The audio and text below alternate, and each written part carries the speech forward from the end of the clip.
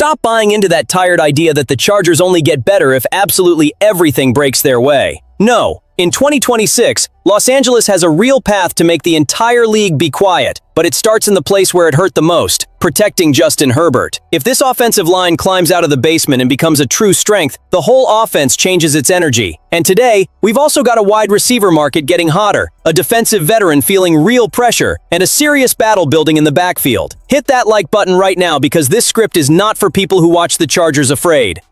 The wound is exactly where everybody saw it, so I'm not going to dress it up. The Chargers' offensive line was a mess in pass protection last season. Justin Herbert got hit more than any quarterback in the NFL. The team tied for the second most sacks allowed, ahead of only the Raiders. That is not some small technical flaw. That is almost competitive sabotage against the most important talent in the entire franchise. And yes, the injuries to Joe Alt and Rashawn Slater explain a massive part of that chaos. When your two elite tackles are unavailable, every offense is going to feel it. But let's be grown-ups about this. You cannot put the whole thing on the medical room. Even when guys were healthy, the unit did not play at the level Herbert needed. The pocket collapsed too early, pressure came through the middle, plays were under attack before they even had a chance to develop. And when you have a quarterback who can slice up defenses with time, every missed protection feels like a crime. Now here is where the 2026 story gets a lot more aggressive. Mike McDaniel did not arrive just to repaint the same old wall. The interior of this line has been rebuilt, with Tyler Biadasz at center, Cole Strange, Trevor Penning, and the possibility of Jake Slaughter battling for a spot.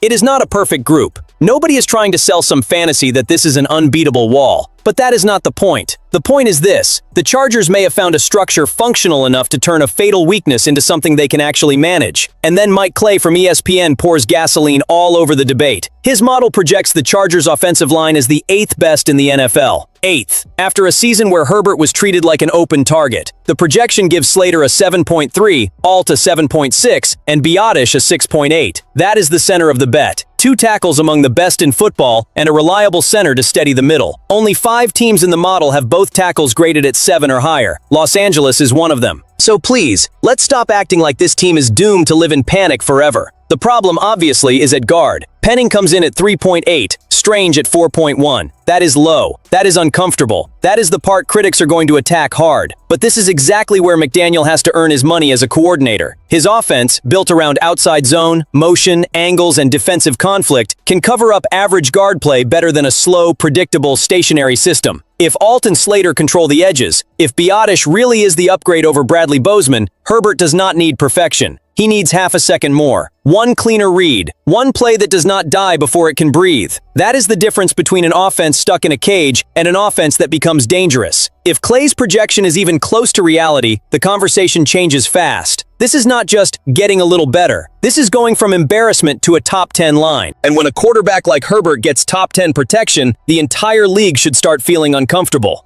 And once the offensive line starts looking more serious, the next question almost screams at you. Who is going to make defenses pay for respecting the run game and Herbert's arm too much? That is where Tyreek Hill's name enters the picture. And I understand why part of the fan base splits immediately, because this is not a clean, easy target with zero noise. He is 32 years old, coming off a knee injury, surrounded by physical questions, and carrying off-field concerns that make plenty of teams hesitate before even picking up the phone. One general manager was blunt with Jason La Canfora of Sports Boom. If he cannot take the top off a defense anymore, what exactly are you bringing him in for? That line lands hard because it attacks the core of Hill's entire identity. His career was built on panic, safeties backing up, corners running scared, defensive coordinators changing calls because of one vertical threat. If that explosion is not there anymore, the math changes. But this is the Chargers, and the evaluation cannot be lazy. Los Angeles has Mike McDaniel, and McDaniel knows Hill. He knows how he moves. He knows what he used to be inside a system built on speed, space, and conflict. And since the Chargers have not brought back Keenan Allen or added a veteran with that kind of weight to the receiver room, it makes sense that his name would be connected to this team as a possibility later in the offseason, or even as a need down the road. I am not saying throw a massive contract on the table like it is 2018. Not even close. But if the market stays cold, if Hill has to accept a smaller role, and if his body responds, then the conversation changes. Because Ladd McConkey does not need somebody stealing the offense from him. He needs somebody who forces respect, open space, and makes a defense hesitate for 1 second. And with Herbert, 1 second is already dangerous. The Chargers cannot operate on nostalgia, but they also cannot be scared of opportunity. If the price drops, if the role is controlled, and if McDaniel sees a real use, Hill becomes the kind of gamble you can discuss without apologizing to anybody. But the aggression of a serious roster does not only show up when you dream about a new weapon for Herbert, it also shows up when a respected veteran starts feeling the ground shift under his feet. Tony Jefferson is that case right now, and it hurts a little to say it because his football story carries real weight. The guy retired in 2023, went to work in the Ravens scouting department, came back to play with the Chargers in 2024, and still carved out a place in this defense. That deserves respect. But respect does not freeze a depth chart. Not in May, not after the draft, not when the back end of this Los Angeles defense is getting faster, younger, and more flexible. Benjamin Solak from ESPN put Jefferson among the names who could be on the hot seat after the draft. And the logic is not hard to follow. Jefferson is 34 years old, costs only $2 million on the 2026 books, and now there are more players pushing into the safety room. Last year, according to Solak, he basically had to hold off R.J. Mickens. Now the math is changed because the Chargers added Genesis Smith in the 4th round. And Smith is not just another body in the room. At Arizona, he had 77 tackles, 8 passes defended, and 3 sacks last season. That points to a defender who can occupy space, attack from different areas of the field, and give Chris O'Leary more freedom to change the look of the defense. He has the speed to cover more ground than Jefferson can at this stage of his career, and that line is harsh, but it is the entire point of the conversation. The room still has Derwin James, R.J. Mickens, and Elijah Molden projected for snaps. So the question gets heavy. Where does Jefferson fit if Smith learns the playbook fast? How do you keep a rookie with that kind of range off the field if the defense wants more disguise, more depth, and more speed? And how do you keep a veteran out of gratitude when the AFC punishes any slow secondary? I like Jefferson a lot, but I like the idea of a Chargers defense that makes everybody truly compete even more. If Genesis Smith takes space, that is not disrespect to the veteran. That is evolution. That is the roster telling everyone that a respected name by itself does not protect a spot. And for a team that wants to stop being treated like a promise and start being treated like a threat, that is exactly the cold edge it needs. And if the defense is getting ruthless in roster battles, the run game is not far behind. Because Omarion Hampton enters 2026 carrying something you cannot hide: breakout expectations. It is not an exaggeration to say he might be the Chargers' top breakout candidate.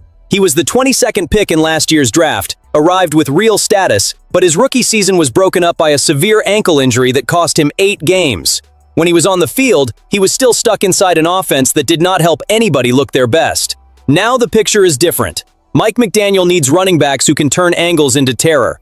His system lives on acceleration, decisive cuts, outside zone, defenses flowing the wrong way, and linebackers getting punished for one bad step. Hampton has the size, strength, and talent to handle major volume in that kind of setup. And if he stays healthy, I want to see who convinces this staff to take the ball out of his hands just for some pretty balance on a spreadsheet. The comparison that stings, but has to be part of this, is Devon Achane in Miami.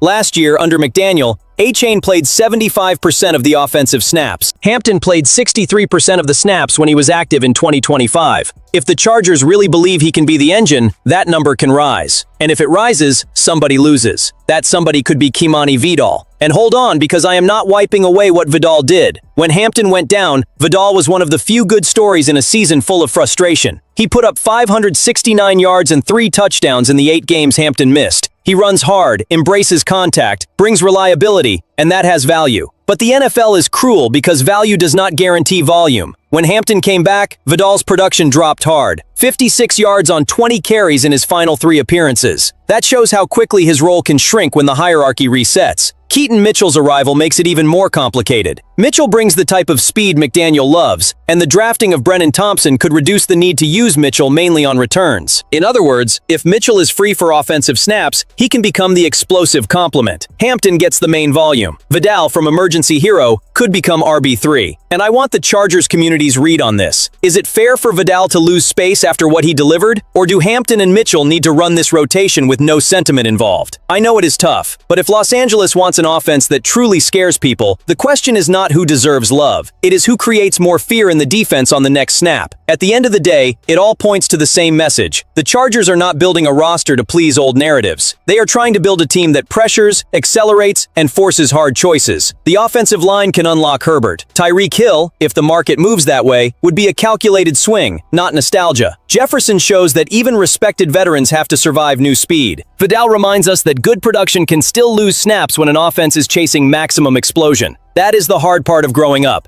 If you want to follow this turn with no filter, subscribe to the channel, turn on notifications, and ride with us. Bolt up!